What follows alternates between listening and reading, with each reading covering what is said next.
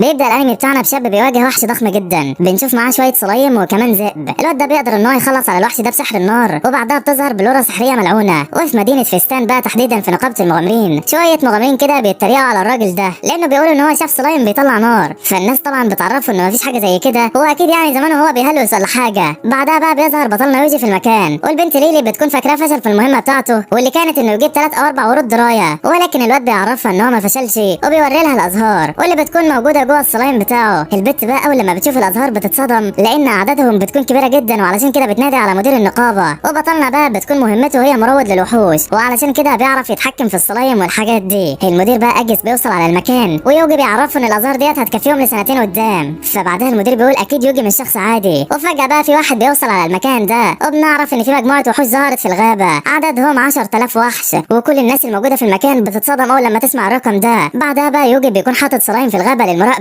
وبيعرفوا ان الوحوش متجهه ناحيه المدينه. هنا مدير النقابه بيبلغ المغامرين باللي بيحصل وبيطلب منهم انهم يهربوا منها بسرعه، ولكن الكل بيرفض طلبه لانهم اكيد مش هيسيبوا سكان المدينه يموتوا. فاجز بقى بيعرفهم انهم لازم ينقذوا اكبر عدد ممكن من الناس، ولكنهم بيستمروا على رفضهم وبيقولوا انهم هيدافعوا عن المدينه حتى لو ده يعني موتهم. وفي وسط النقاش المحتدم ده يوجي بيعرفهم ان هو عنده حل، بيخرج عظم التنين كده من جوه الصلايم بتاعه ويبدو كده انه مستخدمه كمخزن. صديقي الواد بعدها بيعرفهم عن العظمه دي والكل بيتصدم لان العظمه ديت بتقدر تستحضر نار تنين وممكن يستعملها في القضاء على الوحوش. بعدها الراجل ده بقى بيبص ليوجي وبيعرف ان الصلايم اللي على دراعه ده هو نفسه اللي شافه بيخرج نار، فبيقول بقى لبقيه المغامرين ما تقلقوش انتوا بتقدروا تثقوا فيه. وبعدها بقى الكل بياخد التعليمات منه وبيجهزوا نفسهم للمعركه وبيجيبوا اسلحتهم. يوجي بقى بيكلم الذئب ده بالتخاطر وبنعرف انه مكلفه يجمع الصلايم اللي في الغابه، بيديله بعدها شويه طاقه كده والذئب بيفرح جدا. بيطلع يوجي بقى على السطح وبيلاقي الوحوش بدات تقترب باعداد كبيره جدا. بنعرف ان المغامرين مجهزين شويه حاجات علشان يخلصوا عليهم، هو بيرموا القنابل ديت وبيضربوا عليهم سهام. القنابل بتتفجر وبتتحول لدخان، والدخان ده بينزل منه سيوف بتقتل في الوحوش دي. وطبعا هتفتكر كده ان الوحوش اتهزمت يا صديقي، هقول لك لا والله الوحوش بتكمل هجوم وهم عددهم كبيره جدا، ولكن المغامرين مش بيسكتوا وبيهاجموا عليهم هم كمان. ويوجي بقى من فوق الاسوار بيبدا يستخدم قوته وبيدمر في الوحوش ديت واحد واحد. وفجاه بتجيله رساله من المساعده بتاعته وبتعرفه ان في الغابه شخص غريب جدا وتصرفاته اغرب. يوجي بعدها بيشوف الراجل ده باستخدام مهاراته وبيعرف ان هو معاه حجر سحري، فبيشك ان هو ده اللي تسبب في ظهور الوحوش وبيطلب من الصلايم يروحوا عليه، ولكن بحذر لانهم لو لمسوا الحجر اللي معاه ده هيموتوا. الصلايم طبعا بتفكر ان يوجي عايز يضحي بيهم، ولكنه بيعرفهم انه هيحط حاجز على الحجر ده وبعدها يستخدم سحر التدمير عليه. بيعمل سحر نقل التعويذه وبين قوته للصلايم وبعدها بيقبضوا على الراجل. كمان بيستخدموا سحر الحاجز والتدمير والجوهره بتتدمر، ولكن بيلاقي بعدها ان الراجل ده انتحر وكلهم بيتصدموا. وفي الوقت ده بقى كانت ليلى واقفه بتتفرج على يوجي ومش فاهمه حاجه. الذئب بقى في الوقت ده بيعرف يوجي ان هو خلاص قرب يوصل، والواد بيطلب منه ان هو يساعد المغامرين في قتل الوحوش. فبيروح شويه من الصلايم هناك وبنشوف المغامرين وبيكونوا واقفين على رجليهم بالعافيه. الوحوش مش قويه ولكن اعدادها كبيره جدا. الصلايم بيوصلوا على المكان ويوجي بينقل لهم السحر علشان يساعدوا المغامرين، وفعلا قوته بتكون كبيره جدا. الوحوش بتتدمر في ثانيه، المغامرين بيرجع لهم الحماس من تاني والدنيا عظمه. بعدها يوجي بقى بيعرف ان اعداد الوحوش طلعت اكتر ما هو متوقع، ولكنه بيخطط انه يحاوط المدينه بحاجز وبعدها يستخدم سحر النار ويدمر بيه كل اللي بره. وفي الخطه بتاعته بقى بيقرر يستعمل الصلايم علشان يحاوط المدينه ويفعل الحاجز عن طريقهم. وفعلا الصلايم بيروحوا حوالين المدينه وبيطلب من درايه تستخبى تحت الارض. يوجي بقى بيكون عارف ان ليلى وراه وبيطلب منها تبلغ الجنود يدخلوا جوه المدينه. كلهم بيدخلوا جوه الحدود فعلا وبيكون هيبدا بقى استخدام التعويذ، ولكن الصلايم بيعرفوا ان لسه 2 من المغامرين بره الحدود وبيكونوا بيقتلوا وحش عملاق ومش قادرين يهزموه. ولكن في اخر لحظه الذئب بيجي وبينقذ الموقف، بيقتل الوحش ده وبياخد المغامرين وبيدخلهم جوه الحدود بسرعه. وبعدها يوجي بيبدا ينفذ التعويذه بتاعته وبيحاوط المدينه كلها بالحاجز. كل الناس بيتصدموا ومحدش مصدق قوته. بعدها الواد بيستخدم سحر النار وحرفيا كل حاجه بره الاسوار بتتحرق. الناس طبعا بتتصدم اكتر لان لو حد تاني بيستخدم السحر ده مكان يوجي كان زمانه مات وشبع موت، وده لان السحر ده بيستهلك طاقه ضخمه جدا ومحدش هيقدر يستحمله. فعلا بقى بنلاقي ان يوجي تعب شويه، ولكن فجاه بنشوف ان الوحوش لسه ما اتهزمتش.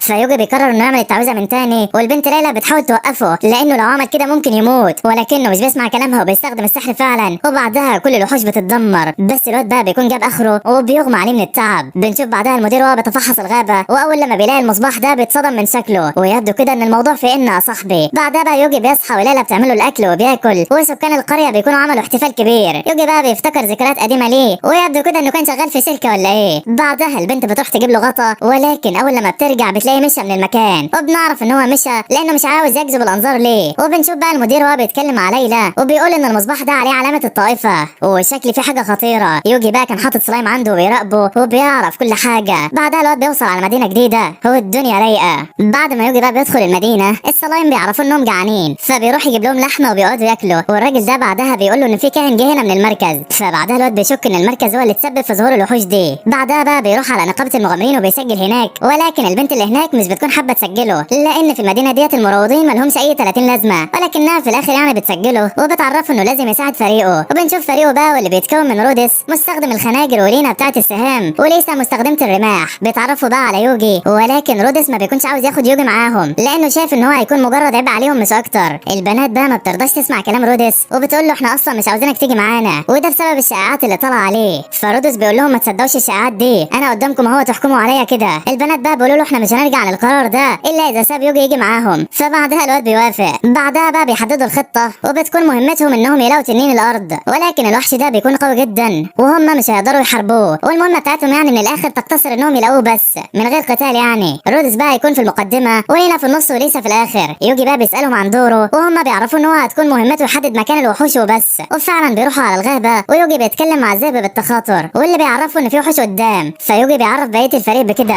فبيتصدموا اول لما يوجي بيقول لهم كده، لانهم مش بيكونوا شايفين اي حاجه قدامهم، وبيقولوا ان مجال رؤيه يوجي واسع جدا. بعدها رودس بيجري لقدام، وفعلا بيلاقي الوحوش. بيندهش طبعا اكتر من يوجي، وبيقول لهم ما تقلقوش انا هتكفل بالوحوش بنفسي. وفعلا بيقتل فيهم واحد ورا التاني، والواد قوته مش وحشه نهائي، وفعلا بيقدر ان هو يخلص عليهم كلهم. وبيقول بعدها ان هو اصبح معجب بمهاره يوجي. بيخيموا بعيد بقى شويه علشان المنطقه ديت مليانه قطاع طرق، والبنات بقى بيسالوا يوجي اذا كان في حد يعني يعلمه المهارات بتاعته دي، فبيقول لهم لا، هو اتعلمها بنفسه. بيستفسروا اكتر بقى عنه، والواد ما بيكونش عارف يقول لهم ايه. رودس بقى بيقطع كلامهم وبيعرفهم انهم هيتناوبوا في الحراسه، الاول البنت لينا وبعدها رودس وبعدها يوجي وليسا. وفعلا بيروحوا علشان يناموا، ولكن فجاه بنلاقي يوجي حصل له فلاش باك كده للاحداث، وبنشوفه وهو في الغابه، وبيكون اخر حاجه فاكرها انه اشتغل اكتر من اللازم. بيحط ايده في جيبه كده، وبيجي له اشعار انه تم ترويض الوحش ده. وبنعرف ان دي كانت اول مقابله ما بين يوجي والسلايم، واللي بياخدوا على مكان مليان كتب. وبنشوف اعداد كبيره جدا من السلايم كلهم بيكونوا عاوزين ينضموا ليوجي، وفعلا بينضموا له. وبنعرف بعدها انهم لو قرأوا اي كتاب او اتعلموا اي حاجه فالمهاره ديت بتنتقل ليوجي بشكل رسمي. ولكن الواد بيكون مستغرب من اللي بيحصل ده ومن السحر ده وكل حاجه يعني. ولكن بعدها الواد بيصحى، وبنعرف ان كل الكلام ده كان قبل اسبوع، وفي سلايم بيكلموا بقى بالتخاطر، وبيعرفوا ان رودس هرب في نص دوره الحراسه بتاعته. البنات كمان مش بيكونوا موجودين، فبيخلي الذئب يتبعهم. وبنعرف ان البنات بيلاحقوا رودس، واللي بيكون بيجري في الغابه بيحس ان في حد بيجري وراه، وبيقف كده وبيرمي الخنجر ده. الخنجر بيجي في السلايم ولكنه مش بيشوفه. بعدها بيروح على مكان غريب كده، بيقابل الراجل ده، بيعرفه ان الغنيمه المره دي هتكون بنتين وواد، وحاجه اخر حلاوه يعني. يوجي بقى كان حاطط السلايم وبيصنط عليه علشان يفهم نيته. بنعرف بقى ان فريق الواد ده كان كل شويه بيختفي بسبب ان هو بيعمل كده ويخطفهم. رودس بقى بيكلم الراجل وبيقول له لو طلع حدسك صح فالبنات قريبين من هنا، هو حاطط لهم فخ قريب. الراجل ده بقى بيعرفه انهم لازم يتحركوا دلوقتي لان القمر قرب يبقى ازرق ومحدش بيكون فاهم هو قصده ايه. بعدها يوجي بقى بيقرر يخلص عليهم، وبيدور على تعويذه علشان تساعده، ولكن كل التعويذ اللي عنده بتكون قويه جدا، فبيختار تعويذه بقوه معتدله. بعدها بيفعلها، بنلاقي المخيم ده بقى اتحول لتلج بالكامل، ويبدو ان التعويذه طلعت قويه قوي يا صاحبي. بعدها بيوصل يوجي على المكان، والبنات بيكونوا فاكرين ان اللي عمل كده هو السلايم، فيوجي بيقول لهم ايوه هو السلايم. وبنعرف ان الراجل ده بقى اسمه غيليوس، وهو من قطاع الطرق، مطلوب للمحاكمه. بتكون ورقته متعلقه في النقابه بقى، ولكن يوجي ما شافهاش. البنات طبعا بيكونوا مبهورين من اللي عمله يوجي، وبيعرفوا انهم بعد كده يعتمدوا عليه في اي مهمه. فبيفتكر لما كان في الشركه بتاعته زمان، وبيقول في نفسه انا ما بحبش حد يعتمد عليا. البنات بقى بيقرروا يمشوا ويسيبوا المهمه لان دلوقتي اللي بيقاتل الوحوش مش موجود. فيوجي بيعرفهم ان السلايم هيقدر يساعدهم، وبيقول في نفسه ان هو هيقدر يثق في الاثنين دول. بعدها الكل بيوافق، وبيقرروا يشوفوا مكان تاني علشان يخيموا فيه. واول لما بيلفوا وشهم يوجي بيرمي السلايم لفوق كده، ولكن الرميه بتكون قويه جدا، ومن شده قوتها البنات بيحسوا بيها. وبعدها السلايم بقى بيلاقي مكان حلو يخيم فيه، وبيروحوا على هناك.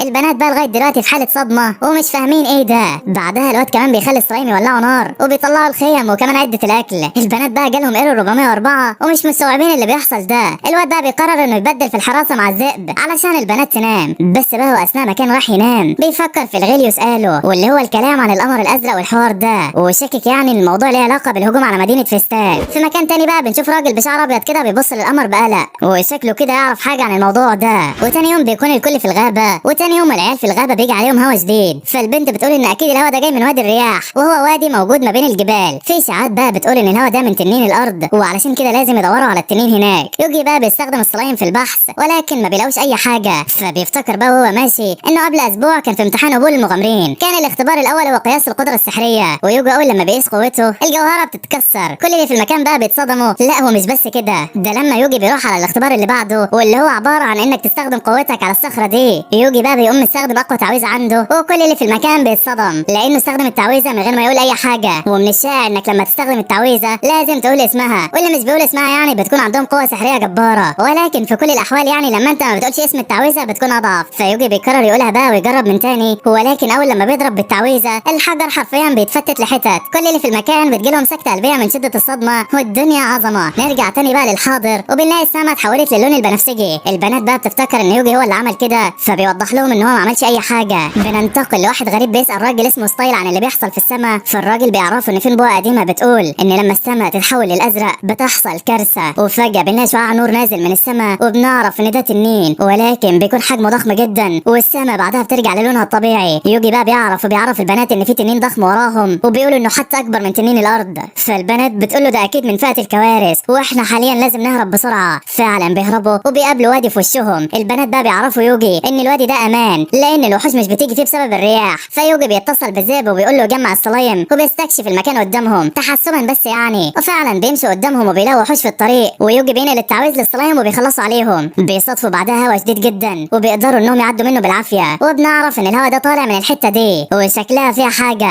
بيقابلهم بعدها بقى دب عملاق، فالذئب بيكون خايف جدا، ولكن الصلايم بيخلصوا عليه وبيعرفوا يوجي انهم قتلوا كل الوحوش اللي في الوادي. البنات بقى اول لما بتشوف الوحوش الميته بتسال يوجي عن اللي حصل، فبيعرفوا ان الصلايم قتلوهم، والبنات طبعا بيتصدموا. بعدها بيسمعوا صوت غريب جدا جاي من الارض، وبنلاقي الارض اتشقت وطلع منها تنين الارض. والله زي ما بقولك كده يا صديقي، البنات بقى بيكونوا مصدومين، ولكن بطلنا ولا شغلوا الحوار ده. بيقول اكيد التنين ده كان مستخبي تحت الارض علشان الهواء الشديد ده طالع منه. البنات بقى بيطلبوا من يوجي انهم يهربوا، ولكنه بيقولوا انه هيجرب يواجه التنين ده، وده لانه عاوز يجرب تعويذه كده. في الاول بيجرب التعويذ الضعيف علشان البنات ما يلاحظوش حاجه، وبعدها بيجرب شويه تعويذ تانية ولكنها مش بتاثر في التنين نهائي ومفيش حاجه بتحصل له. بيستخدم تعويذه تانية بقى اقوى شويه وبرضه التنين ما بيتخدش حتى. وفجاه بنلاقي هوا شديد جدا جه على المكان وبيكون محمل بالاتربه، بيغطي الرؤيه عن الكل ومحدش بيبقى شايف حاجه. ويوجي بقى بيقول ان هي ديت فرصتي، بيستخدم سحر النور بتاعه وبيشوف التنين، وبعدها بيستخدم سحر نار الهلاك وحرفيا المنطقه كلها بتولع. البنات طبعا مش شايفين اي حاجه ولا عارفين اللي بيحصل، الهوا بيختفي وكل حاجه بتظهر. ويوجي بيعرف البنات ان هو قضى على التنين. بيكون التنين بقى اتحول لعظمه يا صاحبي، والبنات طبعا بتتصدم، وواحده منهم بتقول ليوجي انت اكيد استخدمت النار وولعت المعادن القابله للاشتعال تحت الارض. فيوجي بيقول لها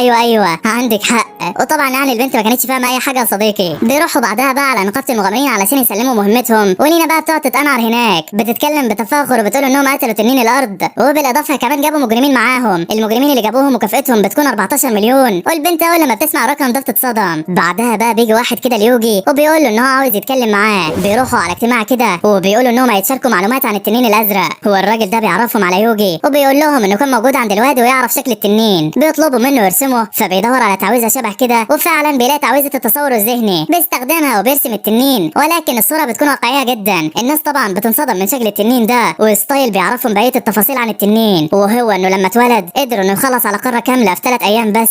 كل اللي في المكان اول لما بيسمعوا الكلام ده بيتصدموا، وبنعرف ان في شخص ساعتها تم استدعائه وقضى على التنين ده. ستايل بقى بيقول ان بقيه تفاصيل التنين مكتوبه في صفح، ولكن الصفح ديت متقطعه. بعدها الراجل بيقول ان قبل 30 سنه هم استخدموا تعويذه علشان يستدعوا شخص قوي جدا علشان يواجه التنين، وبيكون يعني المفروض التعويذه ديت تتفعل بعدها ب 30 سنه. يعني المفروض الشخص القوي كان ظهر من اسبوع. ايوه يا صديقي، يبدو ان الشخص ده هو بطلنا يوجي. وبعدها بقى بيقول ممكن التنين يكون ظهر بسبب التعويذه اللي جابتني، ولكن فجاه وسط الحوار ده بنلاقي السما رجعت اتحولت للون ده تاني. السلايم بقى بيبلغوا يوجي ان التنين حجمه زاد، ويوجي بعدها بيعرف الناس ان يمكن التنين ده بيكبر لما لون السما بيتغير. وفعلا بيلاقوا مكتوب كده في الكتاب. الناس بقى اللي في المكان كلهم بيكونوا خايفين جدا، ولكن الراجل ده بيعرفهم انهم لازم ما يخافوش، وان هم بكره هيواجهوا الوحش ده بعد شروق الشمس. وبعدها بيمشوا. يوجي بقى بيروح علشان ياكل، وهناك بيقابل البنتين اللي بيعرفوا انهم هيروحوا يقتلوا الوحش معاه، وهم طبعا ما كانوش خايفين ولا حاجه لان يوجي معاهم. بنلاقي ستايل بقى جه وقعد يتكلم مع يوجي وبيعرفه عن نفسه، وكمان بيقولوا ان هو عاوز يديله حاجه. بيديله الخنجر ده وبيعرفه ان مفيش ولا شخص واحد قدر يستخدمه من اعوانه. واول لما يوجي بيجي يمسكه بيجيله اشعار كده، وبنعرف ان الخنجر ده بيركز على القوه السحريه، وكمان مش بيتكسر ومصدره مجهول، واسمه بيكون خنجر كاسياس.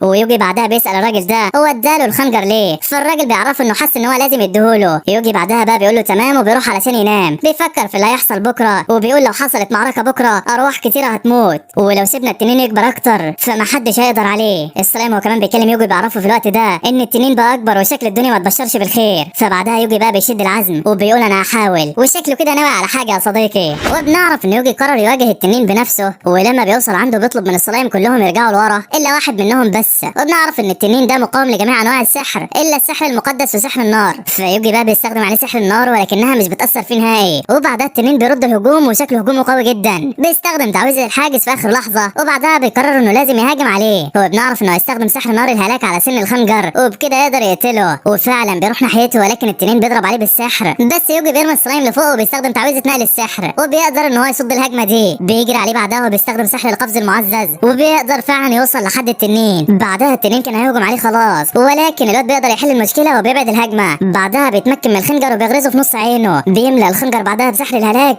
وفعلا بيقدر ان هو يدمر عينه حرفيا. طبعا بقى تفتكر كده ان التنين مات، هقول لك لا والله، التنين بيكمل هجومه من تاني وبيخبط يوجي خبطه حرفيا بتكسر عظمه. بعدها بيبص على نقاط السحر بتاعته بيلاقيها بالسالب، نقاط حياته كمان قلت بشكل كبير وشكله كده هيموت. بس الواد ما بيرضاش يستسلم وبيهجم علشان يواجه التنين تاني. التنين بيهجم عليه ولكنه بيصد الهجمه بسحر الحاجز. الهجمه كانت قويه جدا، ولكن في الوقت ده بيجيله اشعار، ايوه في تعويذه سحريه اسمها سحر الماكس ظهرت ليوجي، هتنتهي بعد ثواني. الواد بيقرر يستخدمها، اول لما بيعمل كده التنين بيقع على الارض. يوجي بقى بينتهز الفرصه وبيركب على ظهر الذئب وبيروح عند التنين وبيستخدم عليه سحر نار الهلاك مره ثانيه، وفعلا بيقدر ان هو يقطع رقبته وبكده يكون خلص على التنين تماما. بيمشي بقى من المكان ولكن بتشوف ان في حاجات بتلمع، بيروح هو بقى علشان ينام، ولكن بيخبط عليه الراجل ده وبيعرفه ان ستايل مشى من المدينه من غير ما يقول هو راح فين، ولكنه عرفهم ان في شخص مجهول قتل التنين. وبيقول بعدها ليوجي لو احتجت اي حاجه في اي وقت يا ريت تقول لنا. وبعدها يوجي بينزل علشان ياكل وبيقابل البنات تحت وبيعرفوا ان المهمه بتاعت التنين اتلغت. بيسالوه هيعمل ايه بعد كده، فبيعرفهم ان هو هيمشي من المدينه دي وهيروح مدينه تانية، وبيطلب منهم يرشحوا له مدينه كويسه يروح لها. فبيعرفوا ان في مدينه حلوه قوي وكمان اكلها حلو اسمها ريكاردو، فبيسالهم اذا كان فيها اي تنانين او وحوش او اي حاجه. فالبنت بتعرفه ان كل اللي كان بيحصل الفتره اللي فاتت دي مش كل يوم بيحصل يعني، والا كان زمانهم ميتين من زمان. فبعدها بيقرر ان هو يروح على المدينه دي، وبيقول ان هو لما يوصل هناك مش هيعرف حد بقوه السلايم بتوعه. وهو ماشي بقى بيجيله اشعار من السلايم بيعرفه ان درياد محتاجه تكلمه ضروري، وبتعرفه ان في فطر ظهر في المكان اللي مات فيه التنين امبارح، وانها تقدر تصنع من العشب ده جرعات الحكيم وكمان جرعات استعاده السحر واللي هتسمح لك تستعيد سحرك زي ما كنت قبل 5 دقايق. فبيعجبوا بالموضوع ده وبيقول لها تمام، بتطلب منه ان هو يساعدها في جمع الفطر ده فبيوافق. وبعد 5 ثواني بالظبط السلايم بيجمعوا كله، واول لما بتعمل الجرعه من الفطر الازرق بيطلع لونها احمر. فبتعرف يوجي انها محتاجه ميه نقيه علشان تتحول للازرق، فبيقول لها يوجي غالي والطلب رخيص. بيستخدم خاصيه التسخين والتبريد مع قدرات السلايم بتوعه وبيطلع ميه نقيه، ولكنه بيلاحظ ان اللي معاه ده شكله عامل زي الجوهره السحريه. فبتعرفه ان الجوهره السحريه تتصنع من الفطر اللي بيطلع في الاماكن اللي ماتت فيها التنانين، وبيكون الفطر ده ولا تبع الخير ولا تبع الشر، بس لو وقع في ايد الاشخاص الغلط ممكن يدمروا بيه مدن كامله. وبعدها بنعرف اول مره تقابل فيها يوجي مع درياد، كان مغمى عليها جوه شجره ويوجي ادالها شويه من طاقته السحريه علشان تفوق. بتقول له بعدها ان في شخص استنزف طاقتها السحريه كلها وكان ماسك حجر كده في ايده، بتوريه ليوجي والواد بيستخدم سحر التدمير عليه، ولكن فجاه بتخرج منه وحوش كتيره جدا والواد بينقذ الموقف في اخر لحظه. بيستخدم سحر الحاجز وبعدها سحر النار وبيدمر كل الوحوش دي. بنرجع للحاضر بقى وبنعرف ان الميه بقت جاهزه، وبعدها البنت بتجرب تعمل الجرعه، لونها الحمد لله بيبقى ازرق. بعدها البنت بتفرح وبتشكر يوجي، بتديله شويه منهم وبتقوله انها راجعه للغابه وبتمشي. يوجي بقى بيكمل طريقه لمدينه ريكاردو، ولكن في الطريق بيكون في ضباب شديد. بيلاقي كده قريه صغيره وكمان بيلاقي ناس فيها، ولكن الناس بيكونوا غريبين جدا وكلهم بيبتسموا. بعدها الراجل ده بيطلب من يوجي ان هو يقعد معاهم الليله دي لانه مش هيقدر يمشي في الضباب اكتر من كده، بس الواد بيرفض طلبه. الراجل بيرجع يطلب منه انهم يتعشوا مع بعض، فيوجي بعدها بيروح معاه. في الطريق بقى بيتسال هو هنا ليه وبيعمل ايه، فالواد بيعرفه ان هو كان رايح مدينه ريكاردو ولكنه تاه يعني وهو ماشي، وهو دلوقتي مجرد عابر سبيل. بس فجاه الواد بيلاحظ ان سكان القريه كلهم واقفين على الباب والشكل في حاجه غلط. الراجل بقى بيعتذر منه وبيعرفه انهم ما جالهمش زوار من زمان مش اكتر، علشان يعني كده كل الناس بتبص عليه. يوجي بقى بيكون رافض ياكل، بس قبل ما يمشي بيسال الراجل عن اسم القريه دي، فبيقول له ان اسمها قريه سو. بعدها الواد بيطلع ولكن بيقول وهو ماشي اكيد في حاجه غريبه هنا. بعد لما يوجي بيمشي بقى الراجل بيروح يتكلم مع حد يعرفه وبيقول له يا عم ما تقلقش منه، ده بس مجرد راجل تاه في الطريق، هو اصلا مروض للوحوش يعني وطاقته ضعيفه، واحنا كده استعداداتنا جاهزه وهنروح بكره نجمع بركه التنين من الغابه. بعد ما نستولي على قوتها هنطهر العالم ده. وشكل الراجل ده واحد من الطائفه الغريبه ولا يا صديقي؟ بعدها بقى يوجي بيوصل على المدينه ولكن الجو بيكون برد جدا، فبيستخدم بعدها تعويذه العزل علشان تدفيهم. بعدها بيقابلوا الحراس واللي بيقولوا ان قبل 10 ايام التلج ده نزل فجاه على المدينه، في ناس ماتت بسبب الجو ده، وبيسالوا يوجي هو جاي هنا ليه، فبيعرفهم ان هو جاي علشان سمع ان الاكل هنا في المدينه حلو. وبعدها بقى بيدخلوه وبينصحوه بمطعم اللهب اذا كان عاوز ياكل، وفعلا الواد بيروح على هناك، ولكن البنت اللي هناك بتعرفه انهم قفلوا النهارده، فبيقول لها خلاص مش مشكله وهاجي بكره، ولكن ولكنها بتقول له انهم برضه قافلين بكره، وده بسبب ان المدينه كلها ما فيهاش حطب، والحطب هو الاساس الوحيد للنار اللي هيولعوا بيها علشان يطبخوا. يوجي بيقول لها طب ما ايه المشكله، ما تجيبوا حطب ولا اي حاجه. فالبنت بتعرفه ان الحطب اللي موجود حاليا كله رطب، وهم محتاجين حطب جاف علشان يقدروا يطبخوا، ولكن علشان يجف من الرطوبه الموجوده في الجو دي محتاج على الاقل سنه كامله. فبيقول لها يوجي تمام، وبعدها بيسيبها ويمشي. بيطلع بقى بره الغابه وشكله كده عاوز يجيب الحطب ويجففه، بيجيب فاس وبيقوم مستخدمها، ولكن فجاه من اول تلويحه بالفاس ديت حرفيا الاشجار كلها بتتقطع. ده ايه القوه ديت يا ابني؟ بعدها بيقطع الاشجار ديت لحطب وبيكون عامله كويس جدا، وبيدور على تعويذه تشيل الرطوبه. فبيلاقي تعويذه ازاله الرطوبه باستخدام السلايم، وفعلا اول لما بيفعلها الرطوبه بتتشال خالص. فبياخد الحطب بعدها وبيروح عند البنت، ولكنها بتعرفه انها ما بتفهمش قوي فيهم وهتنادي للطباخ. الراجل بقى اول لما بيشوف الحطب بيقوله ان هو رطب ومش هينفع يعني نطبخ بيه دلوقتي، وبيطلع انه تحول الرطوبه في الطريق. فيوجي بيستخدم التعويذه عليه تاني، وبعدها بيوري الحطب للراجل. الطباخ بقى اول لما بيشوفه حرفيا بيتصدم، وبيقول له انه عمره ما شاف حطب زي ده جاف جدا ولا كانه معمول للطبخ.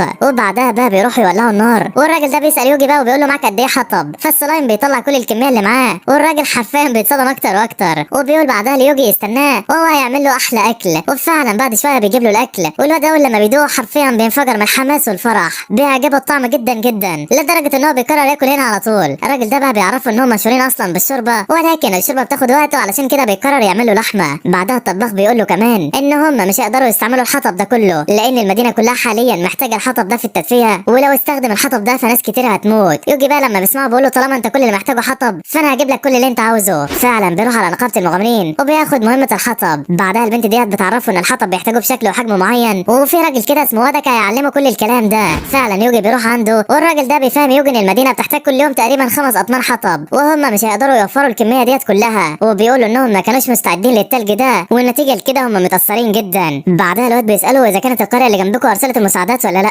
فالراجل بيعرفوا ان القريه ديت مهجوره من زمان وما فيش فيها حد اصلا. يوجي لما بيسمع الكلام ده بيستغرب جدا، وبيحس ان في في الموضوع. ودك بقى بيقول له يا ابني انا مش عاوزك تضغط على نفسك، انا عارف انك ضعيف وجسمك ضعيف، فبراحتك يعني وجيب اللي تقدر عليه. يوجي بيقول له يا عم ما تقلقش، وبيطلع الفاس وهوب بضربه واحده بيقطع كل الاشجار اللي قدامهم حرفيا. كل الناس اللي في المكان اتصدمت، وبعدها الواد بيبدا يقطع الخشب. الواد بقى هو شغال كان عمال يسال ودك عن حاجات، ولكن الراجل مصطدم ما كانش مستوعب اللي بيحصل، وعمال يرد عليه ويقول له ايوه وبس. بعدها يوجي بقى بيخلي السلايم تشيل الرطوبه كلها من الخشب، وبيكمل تقطيع. بيودوا بقى الكميات ديت على نقابه المغامرين، والبنت بتشكر ودك جدا لانه جاب كل الكميه دي، ولكنه بيقول ان الفضل كله يرجع ليوجي وهو اللي جاب كل ده. بيقول لهم بعدها ان لسه في تاني بس المساحه خلصت. فبتساله في قد ايه تاني، 30 كيلو ولا 40 كيلو؟ فبيقول لها لا لسه في مخزون 3 ايام، وانتم في اليوم بتحتاجوا 5 طن، يعني في كده 15 طن. البنت حرفيا هتموت من شده الصدمه، وبعدها بيبدا يفرغ الكميات، ولكنه بيقول ان دول هيكفوهم ل3 ايام بس، وبيفكر يجيب لهم تاني. بس البنت ديت بتكون قلقانه عليه وخايفه لا يضغط على نفسه اكتر. فالواد بعدها بيفرح لان سكان المدينه هنا طيبين جدا، وبيبدا يجمع خشب تاني، وطبعا هما بيديله فلوس كتيره. بعدها بقى بيروح ياكل عند العجوز، وبيعمل له اكل ليه وللوحوش اللي معاه، وبيدوق الاكل وبيعجبه جدا يا صديقي. الاكل حرفيا بيكون من عالم اخر، ولكن الراجل العجوز بيقول له انه كان يقدر يخليه احسن من كده بكتير، ولكن بعد ما الوحوش بقت بتهجم على المزارع ما بقوش لاقيين خضروات حلوه. فيوجي بيسيب المكان وبيقول له انه راجع تاني، وبعدها بيروح على المزرعه وبيقسم السلايم لقسمين، قسم يحمي المزرعه والقسم التاني يدور على الوحوش. وفعلا بيبدا يدور وبيلاقي الوحوش، فبيكونوا بقى خايفين جدا منهم، ولكن يوجي بيمدهم بقوه سحريه وبيقدروا انهم يقتلوهم بكل سهوله. بس في الوقت ده بيلاقوا حاجه كده شبه الكوره وبيبلغوا يوجي بيها. بيجيب بعدها بقى درياد وبتشوفها، واول لما بيلمسها بيعرف انها بركه التنين، وبنعرف ان هي ديت اللي بتمتص الطاقه السحريه في المنطقه كلها وبتجمع السحر هنا. وبنعرف بعدها بقى ان المنطقه اللي بيكون فيها السحر عالي بتكون درجه الحراره فيها عاليه جدا، اما المنطقه اللي فيها سحر قليل بتكون برد جدا، والكوره ديت هي السبب في البرد ده كله. وبنعرف بعدها انها بتكون مصنوعه من قبل البشر. بعدها يوجي بقى بيستخدم عليها سحر التطهير وبيقدر يدمرها. بيأمر السلايم يدوروا على اي كرات زيها، والصدمه يا صديقي انهم بيلاقوا 108 واحده. الواد بيقدر يطهرهم كلهم، وبعدها بيشك ان في حاجه غريبه في الغابه دي وكان عاوز يدمرها، ولكن درياد بتعرفه انها تنمو من تاني الا اذا كانت تحت تاثير اي سحر مش هتنمو. فبيقرر يخاطر ويدمرها، وفعلا بيبدا يدمرها كلها. بيلاقي بوابه تحت كده وبيقرر ان هو يدخل جوه علشان يفهم ايه اللي بيحصل. وطبعا الواد كان بيعمل كل ده علشان يساعد اهل المدينه اللي اكلهم عاجبه، يعني اهم حاجه الاكل برضه يا صديقي. فيا ترى بقى ايه اللي هيلاقوه تحت الارض وايه اللي هيحصل لهم؟ كمل معانا بقى يا صديقي علشان تعرف كل حاجه.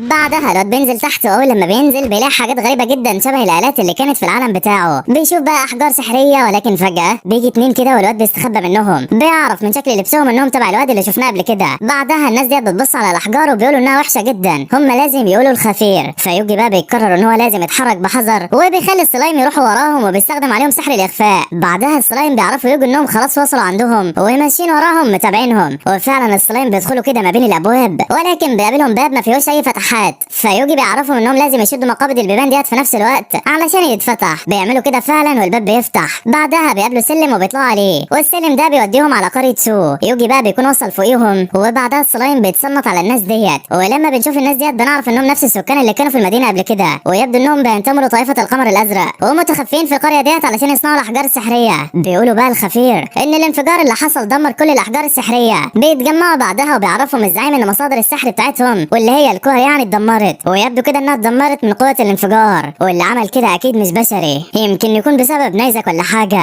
الكل طبعا بيتفق على الكلام وبيقولوا انهم لازم يستعيدوا كل القوى السحرية. فالناس بعدها بتسأله وبتقول له طب لو حد شافنا نعمل ايه؟ فالزعيم ده بيطلب منهم يقتلوا كل اللي في المدينة لانهم خلاص ما عادوش محتاجينهم. يوجي بقى لما بيسمع الكلام ده بيقلق جدا وبيقول ان هو لازم يتصرف لان الموضوع هيبقى خطر كده. بيطلب بعدها من السلايم يحوطوا القرية كلها ولكن ما يقربوش قوي علشان ما حدش يكتشفهم، وشوية تانيين من السلايم يستكشفوا القرية بالكامل ويتأكدوا يعني ان ما فيش اي سكان، وفعلا بيعملوا كده. ولكنهم بيلاقوا اوضة منورة كده ومليانة بالكتب. فيوجي بيطلب منهم يجمعوا كل حاجة في الأوضة دي. بيبدأوا تجميع فيهم وبنلاقي 2 وصلوا كده على حدود القرية، ويوجي بيستخدم سحر التقييد وبيمسكهم، ولكنهم في نفس اللحظة ديت بينتحروا. وشوية كمان من السلايم بيلاقوا باب مقفول تاني، ولكن المرة دي مفيش أي مقابض يفتحوا بيها الباب. فالواد بيجيله فكرة، بيفكر يعني إن المصابيح ديت هي المفتاح، وبيخلوا السلايم يقفوا قدام المصابيح دي. بعدها بيستخدم سحر الرياح وفعلا الباب ده اتفتح، وبيكون موجود جوه الأوضة ديت ذهب والماظ وكل اللي قلبك بيحبه، ولكن بيكون في حد جاي عليهم. فالسلايم بيخزنوا كل الذهب ده جواهم. وبعدها البنت ديت بتبلغ خفير باللي بيحصل، وبيعرفوا ان الانفجار ده كان بسبب بشري وهو نفسه اللي سرقهم. فبيكونوا مش عارفين هو ليه لغايه دلوقتي ما قتلهمش، وبيقولوا اكيد هو عارف بموضوع السلاح. وبنعرف بقى ان في سلاح موجود تحت الارض، ولو كلهم ماتوا السلاح ده بيتفعل وبيخرج نار الهلاك. وفجاه بنلاقيهم انتحروا والارض بتتهز والنار بتتفجر في كل حته. يوجي بيلحق نفسه في اخر لحظه وبيستخدم 3 تعاويذ من سحر الحاجز. النار بقى بتكون قويه جدا ويبدو ان الحاجز مش هيستحمل، ولكن الواد بيقرر انه يستخدم سحر الجليد وسحر التدمير، وبيدمج كل التعاويذ ديت مع بعض. وفعلا التعويذه بتنجح وبتحوط النار، ولكنها بتسحب من طاقته السحريه جامد لدرجه ان الطاقه بتتحول للسالب وبتبدا تسحب من نقاط حياته. وفي النهايه بقى بيقدر ان هو يخلص على الخطر ده، وبنشوف الذئب اللي كان مستخبي تحت الارض. بعدها بقى بيمشوا من المكان، واول لما بيوصل على المدينه الناس بتكون قلقانه لانه اتاخر في مواجهه الوحوش، وكمان بيعرفوا بالانفجار اللي حصل في الغابه، وبيكونوا مفكرين ان كل ده بسبب نيزك. وتاني يوم بقى الكل بيفرح جدا وبيعمل احتفال بيوجي وهو ضيف الشرف يعني. البنت دي بقى بتشكره على اللي عمله في الحقل، وبتعرفوا انهم قدروا يجمعوا اعلى جوده من الاعشاب. بيكونوا بقى جهزوا له الوجبه، واول لما الواد بيدوقها بيغمى عليه من شده الطعم وحلاوته. بعدها بقى بيصحى بيلاقي نفسه على السرير، فبيقرر ان هو يتفقد الوثائق بتاعه الطائفه، وفعلا بيشوفها. بيلاقي بقى ان كلها بتختفي اول لما بيمسكها، ويبدو كده ان عليها لعنه، ولكن واحده منهم مش بتختفي، ويبدو انها قائمه اسماء الاشخاص المنظمه عاوزه تقتلهم. وفي مكان تاني بنشوف 2 بيقتلوا في الناس، وبنعرف ان اسم يوجي مكتوب جوه الورقه دي.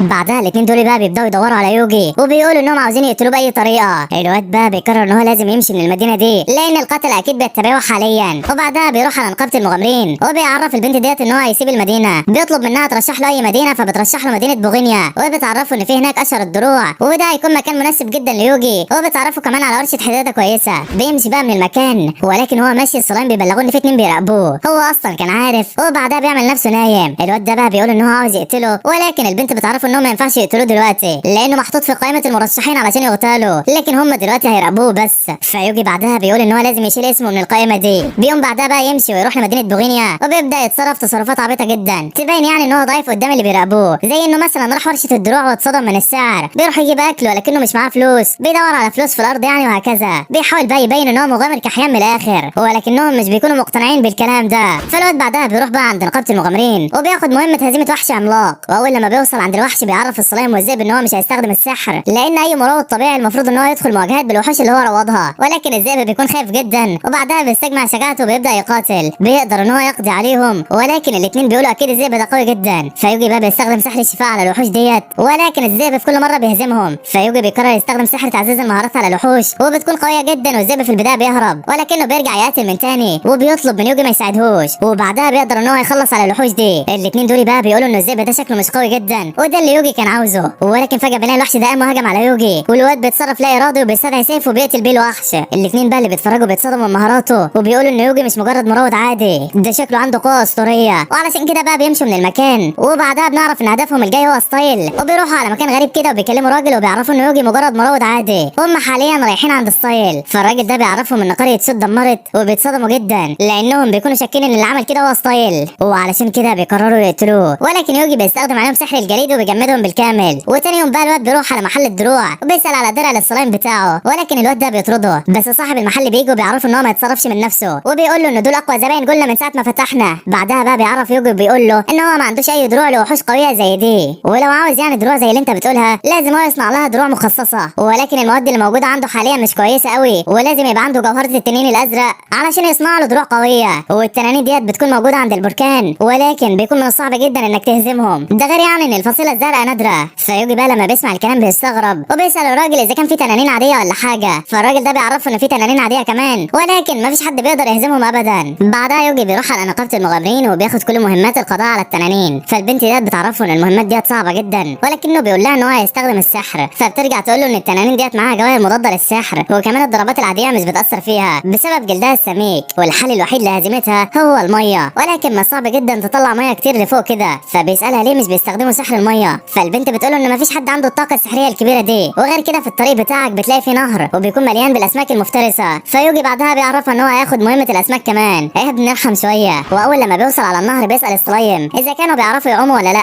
ولكن بيقولوا له لا. فبيقرر ان هو يصنع شبكه السلايم، وفعلا اول لما بيعملها بينزلها في الميه والسلايم مش بيلاقوا اي حاجه تحت. ولكن فجاه بيشوفوا حاجه غريبه شبه الحفره كده فبيدخلوا فيها، وبعدها بنلاقي ان في سمكه عملاقه بتمشي وراهم. يوجي بقى بيسحبهم على طول، وبتكون السمكه عملاقه جدا. الواد طبعا بيستخدم عليها سحر التجميد ولكنها بتكسره. بعدها بيستخدم سحر النار وبيحولها لسمك مشوي، وبكده يكون خلص على السمكه دي. بيسال بعدها السلايم بقى اذا كان يقدر يقرب من البركان ولا لا.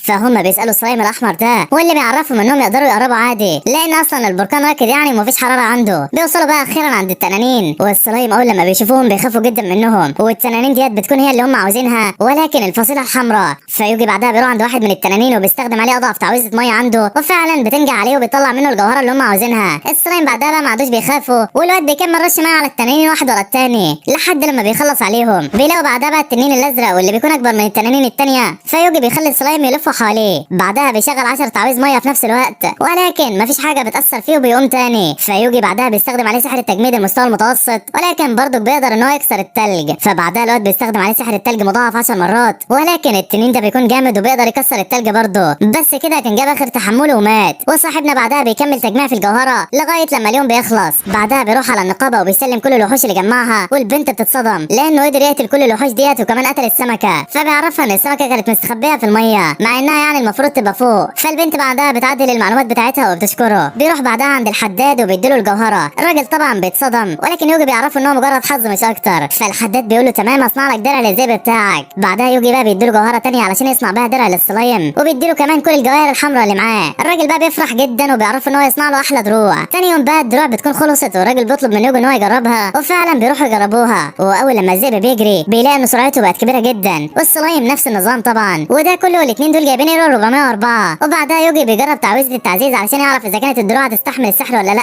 وفعلا يعني تقدر تستحمل. بيجرب بعدها يستخدم نار التعويذه ويخلي السلايم تستخدم السحر، وفعلا بيعملوا التعويذه وبتكون اقوى من الاول. الاثنين دول بقى بيتصدموا من قوتها، ولكن بتكون الجوهره اتاثرت، ولو حصل تاني حاجه زي كده اكيد يعني هتتكسر. بعدها بقى بيمشي من المحل، والراجل ده بيعرف ان هو يقدر يصنع درع اقوى من كده، ولكنه هيحتاج جوهر تنين النار العملاق واللي بيكون موجود في الحمم البركانيه، وبيخرج من فتره للتانيه ولكن هزيمته بتكون مستحيله. بعدها يوجي بيمشي وهو قاعد بقى بيفكر في الكلام ده. السلايم بيكلمه وبيعرفه ان التنانين بتتصرف بغرابه، وبيكونوا بيتصرفوا زي ما كانت بتتصرف الوحوش في مدينه فستان. فيوجي بيطلب من السلايم والذئب انهم يروحوا ويشوفوا اذا كان في اي اشخاص هناك او اي حاجه. وفعلا بيلاقوا اتنين ماشيين كده، وفي نفس الوقت الواد بيفتح الشباك بيلاقي البركان فار، وكمان بيشوف تنين النار واللي حرفيا بيكون اضخم من البركان نفسه. الواد بعدها بيترعب جدا وبيطمن على السلايم وما بيكونش حصل لهم اي حاجه. بنشوف بعدها الشخصين دول واللي بيكونوا متجهين ناحيه تنين النار، ويوجي طبعا بيراقبهم بالسلايم. بنعرف بقى انهم جايبين حاجه في البراميل دي، والمفروض يعني انها تقتل تنين النار. الواد طبعا بيهجم عليهم بشباك السحر، ولكنهم بيقدروا يهربوا بسرعه. بيفكروا ان في سحر جنبيهم، ولكنهم بيقولوا اكيد ده فخ للوحوش. فيوجي بيقرر يهجم عليهم من ورا، ولكنهم برضك بيتفادوا الهجوم بسرعه. بيرموا سكينه بقى على السلايم، ولكن على مين؟ ده السلايم المتين. صاحبنا بيكون عارف كل ده ومتوقعه اصلا، وبيهجم عليهم هجمه تانية وفعلا بيتقيدوا بالشباك، ولكنهم بعدها بينتحروا وشكلهم برضه من الطائفه الغريبه. الواد طبعا بيستدعي بعدها درياد علشان تشوف ايه اللي في البراميل دي، واول لما بتشوفها بتعرفها دي ميه ملعونه ما كانتش هتاثر على التنين نهائي. فيوجي بعدها بيطهرها وبترجع ميه عاديه. بعدها درياد بتمشي، وفي راجل بقى في الوقت الوقت ده بيخبط على يوجي وبيقول له لازم تخلي حالا، لان لاول مره من 50 سنه التنين يصحى، واخر مره التنين صحى فيها دمر المدينه بالكامل وحرقها. الواد طبعا بيروح عند الصخره وبيستنى التنين، واللي بيكون رايح ناحيه المدينه بنعرف بقى قدام التنين نهرين، ويوجي بيطلب من ازاي بيروح عند النهر علشان يشوفه هيعمل ايه. ولكن التنين اول لما بيوصل عند النهر كانت المفاجاه يا صاحبي، التنين بينزل في الميه ولا بيتاثر فيها نهائي. بعدها بيكمل ناحيه النهر التاني، ويوجي بيعرف الذئب ان مفيش حل غير انهم يقتلوه. الذئب لما بيسمع الكلام بيجري باقصى سرعه عنده ناحيه النهر التاني، وبيبدا في الهجوم بسحر التلج المتوسط، ولكن مش بيأثر عليه وبيقدر ان هو يكسره. يوجي بقى بيطلب من السلايم انهم ينطوا لفوق وبيستخدم سحر التلج المضاعف 10 مرات، ولكن بلا فائده. الوحش بيكسر التلج مره ورا الثانيه، ولكن بيتعصب منهم وبيضرب عليهم بالنار. يوجي بيصد النار ديت بالتلج، وبنشوف بعدها اهل القريه اللي يبدو انهم سايبينها وماشيين. بعدها الذئب بيروح عند النهر تاني، والتنين بينزل في النهر وبيكون متعصب جدا، ولكنه قدر يتعود على الميه عادي. هو الشكل كده يوجي مجهز له خطه احتياطيه. فعلا بنعرف انهم لما كانوا بيقتلوا التنين هو كان مخلي السلايم عند النهر التاني وبيجمع في ميه، ودلوقتي بيفتح الحاجز وبيصب الميه على التنين، وبتكون كميات كبيره جدا بتغطي التنين وبتوقعه. فالذئب بيروح يشوفه اذا كان مات ولا لا، وطبعا هتفتكر ان كده التنين مات. هقول لكم لا والله، التنين بيقوم وبيهجم على الذئب بالنار، والمره دي بيكون متعصب جدا. واول لما بيهجم يوجي بيقدر ان هو يصد الهجمه وبينقذ الذئب في اخر لحظه. بيلاقي بعدها تعويذه يقدر بيها يقتل الوحش، ولكنها بتستهلك سحر كتير جدا، بيقرر يستخدمها بغض النظر عن العواقب، وبعدها بيشرب جرعه استعاده السحر، وفعلا بيستخدم التعويذه دي. وفي نفس الوقت التنين بيهجم عليه. الهجومين بداوا يتصادموا مع بعض، ويا ترى مين اللي هينتصر؟ يوجي بقى بيكون واقف بالعافيه، والهجوم ده بيستمر لفتره طويله. بنلاقي بقى ان التنين جسمه بدا يتشقق، وبعدها بيتجمد تماما وبيتكسر لحتت، بتظهر الجوهره بتاعته والدنيا اخر حلاوه. يوجي طبعا بيكون جاب اخره، والسلايم بيبلغوا انهم لقوا جهاز غريب كده. بعدها الواد بيروح على النقابه وبيسال البنت ديت عن مدينه اسمها داوين، واللي بيكون سمع المجرمين بيتكلموا عليها. فالبنت بتعرفه انها موجوده، ولكن مفيش مغامرين بيروحوها لانها مدينه غامضه جدا ملهاش اي تواصل مع المدن اللي حواليها. فبيوري لها الجهاز ده وبيسالها عليه، وبتعرفه ان الجهاز ده بينتج مطر صناعي، وبيكون عند كل مدينه في النقابه بتاعتها جهاز زيه، والمفروض يعني اسم المدينه يكون محفور على الجهاز ده. ولكن البنت اول لما بتشوفه بتلاقي ان اسم المدينه ممسوح، والشكل فيه ان في الموضوع. بعدها يوجي بيروح عند الحداد وبيديله الجوهره العملاقه دي، وبيكذب عليه وبيقول له انه لقاها. فالراجل بيكون عارف الحقيقه وانه يوجي قتل تنين النار، ولكنه بيسكت يعني، وبيعرف يوجي ان هو يصنع له بيها احلى درع في الكوكب. تاني يوم بقى بيكون الدرع خلص، وبنعرف انه من المستوى الاسطوري. وبعدها الواد بيمشي في مكان تاني بقى، بنشوف واحد قاعد كده وبيتمنى القوه، وفعلا يبدو انه حصل عليها. بيكون شكله شبه الحداد جدا، وشكله في حاجه غلط. في المدينه بقى بنلاقي الجو بدا يتقلب، وبيظهر ستايل اللي ما شفناهوش من بقاله مده. يوجي بعدها بقى بيوصل على مدينه داون، ولكن الناس بتكون غريبه جدا، بيبصوا ليوجي نظرات غريبه. الواد طبعا ما بيديش اهتمام وبيروح على نقابه المغامرين، ولكنه مش بيلاقي اي مهمات جديده فبيمشي. ولكن بنعرف ان كل ده خطه منه، وهو عامل نفسه مشى كان حاطط سلايم علشان يسمع الناس دول، وبيدخلوا يتكلموا في الاوضه. بيكونوا عارفين بقى ان ده هو يوجي احد المرشحين علشان يتم اغتياله، والراجل ده بيقول لهم انه ما ينفعش يعتمد على كلام اتنين قتله مبتدئين. فالتاني بيعرفوا برضه انهم برضه ما ينفعش يقتلوه، والا الناس هتعرف بخطتهم. وبنعرف كمان انهم اشتروا جهاز المطر ده، وبيكونوا عارفين ان هو ما نجحش، وان في شخص قضى على تنين النار، ولازم يبلغوا والتر باللي حصل. يوجي بقى كان قاعد كده وبيجيله ستايل من وراه، وبياخدوا على المكان ده، بيكلموا بيعرفوا ان مفيش حد هيقدر يسمعهم هنا، وبيحكي له بيعرفوا انه زمان كان طايش شويتين، كان ماسك مجموعه من الشباب كده وبيساعدوا بيها الناس، كان اسمها المبنى الازرق. ولكن بعدها ناس كتيره بدات تنضم ليهم، وكلهم تقريبا كانوا مكروهين. فواحد منهم كان والتر، واللي كان كويس جدا وعلى طول بقى دراعه اليمين. بس في يوم من الايام جاله صوت سحري كده بيعرفوا انه لازم يقفل المبنى الازرق، ولكنه رفض لانه ما كانش حابب يسيب اصحابه ابدا. وتاني يوم في ناس بتيجي وبيدمروا المبنى كله وبيخلصوا على اصحابه كلهم. هو طبعا قدر يهرب، ولكن على حساب صحابه اللي ماتوا. وبنعرف منه بقى انه من ساعتها والتر بقى مؤسس الطائفه اللي مبهدله الدنيا حاليا، وهدفهم هو قتل كل الناس. والتر حاليا مسيطر على المنطقه اللي فيها يوجي. وبنعرف من ستايل ان الصوت ده رجاله من تاني، عرفوا ان في مبعوث من عالم تاني هو اللي هيواجه والتر، وكمان هيكون معاه خنجر مميز. بيطلب من يوجي بقى ان هو ينقذهم، ويوجي بيسيب المكان وبيمشي. بعدها الواد ده واللي اسمه يوهان بيسال ستايل هو ليه ما عرفش كل حاجه ليوجي، فبيعرفوا ان هو عمل كده علشان يحميه. وبننتقل لوالتر بقى، والواد كان بيعرفوا ان كل حاجه ماشيه كويس، وهم تقريبا عرفوا هويه المبعوث، واللي هو تقريبا يعني مروض الوحوش واسمه يوجي. والتر بيقول لهم تمام، وبعدها بيمشوا من المكان. بيفتح بعدها باب غريب كده وبيقعد يدعي. وبنعرف ان الجزء اللي ستايل ما قالوش ليوجي ان مرشد المبعوث هيموت، يعني من الاخر كده ستايل هيموت. وبننتقل ليوجي بقى اللي بيكون قاعد وبيفكر في اللي قاله له ستايل، وبيفتكر كلام البنت ديت لما عرفته ان كان في شخص بيستخدم قوه السلايم، وده كان في اسطوره. فبيقرر يسال ستايل عن الموضوع ده.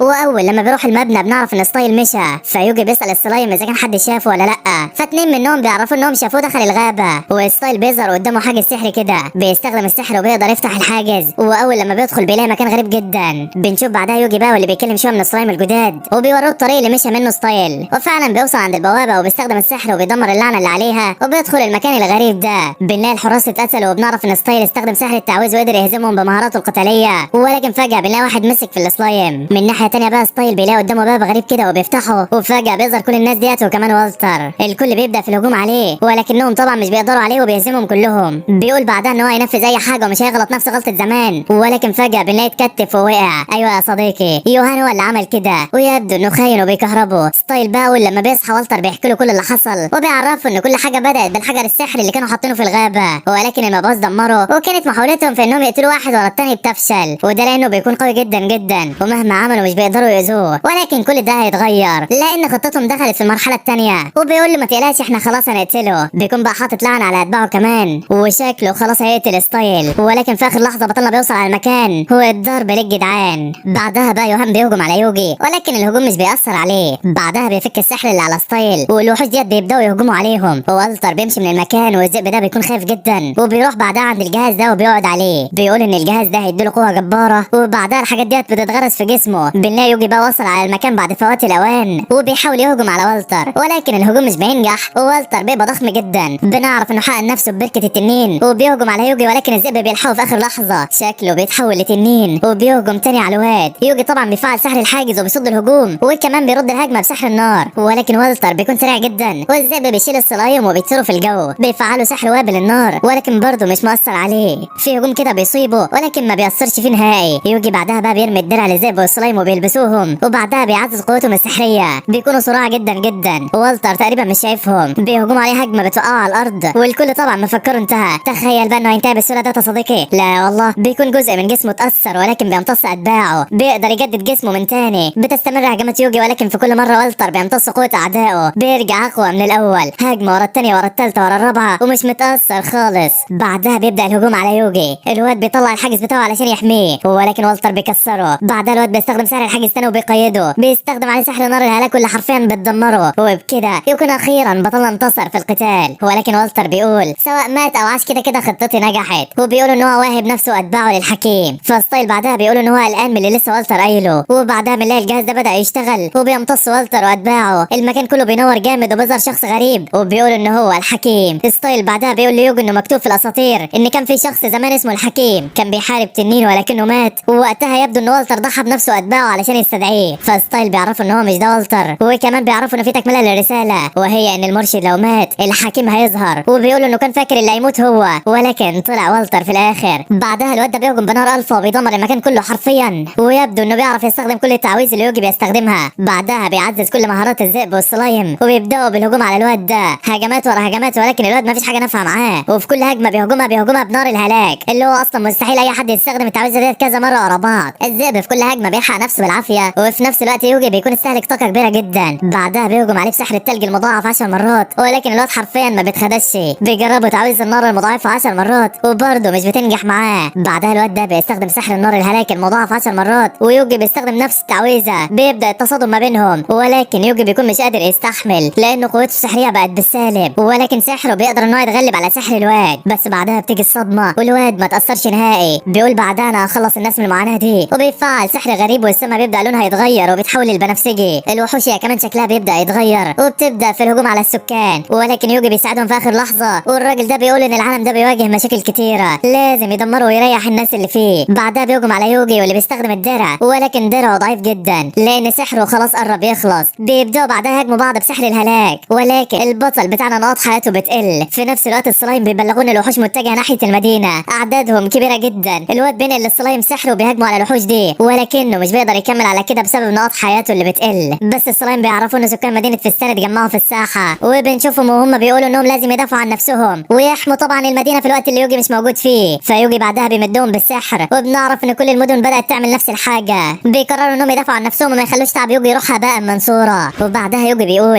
انه الاول كان شغال لوحده لغايه لما بقى الموضوع عادي عنده، ولكن العمل الجماعي مش وحش برضه. بيستخدم سحر التعزيز وبيعزز مهارات كل سكان القرى، وفعلا كلهم بيلاحظوا ان قوتهم زادت جامد. بيستخدم الجرعه اللي ادتها له درياد قبل كده، قوته بترجع زي ما كانت قبل 5 دقايق وبعدها مش بيتبقى قدامه غير الراجل ده. ستايل بيعرفه ان الصوت اللي كان بيجيله بعت له رساله تاني وهي ان لو الشمس والقمر اجتمعوا العقاب هيبدا، وطبعا مش بيكونوا فاهمين اي حاجه من الرساله دي. وبعدها يوجي بيطلع على فوق كده. الواد ده بقى بيساله انت ليه بتحمي العالم ده. يوجي بيفتكر كل لحظة عاشها في المكان هنا، وبيقول له لأن العالم ده حلو زي ما هو كده من غير أي تغييرات فيه. بعدها الاتنين بيبدأوا قتال ضد بعض، والاتنين بيهاجموا على بعض بسحر نار الهلاك، ولكن ما حدش منهم بيتأثر. بس المشكلة إن بطلنا سحره بيخلص والتاني سحره لا نهائي. ولكن فجأة بيجي إشعار ليوجي إن معاه تعويذة الصاعقة الماكس، معاك 45 ثانية، وهي ديت نفس التعويذة اللي هزم بيها التنين قبل كده. فبيقرر إن هو يجربها عليه، وأول لما بيهجم بيها بتأثر في الواد جامد، ولكن بعدها يوجي بيتصدم لأن الهجمة بتكون لسه موجودة ويقدر يستخدمها أكتر من مرة. وفعلا بيبدأ يهجم هجمات كتير ورا بعض، وبيتأكد إن الهجمات الأولانية مش بتأثر، فبيقرر يستخدم الخنجر، وبعدها بينشر السلايم في كل حتة. بيفعل الصاعقة الماكس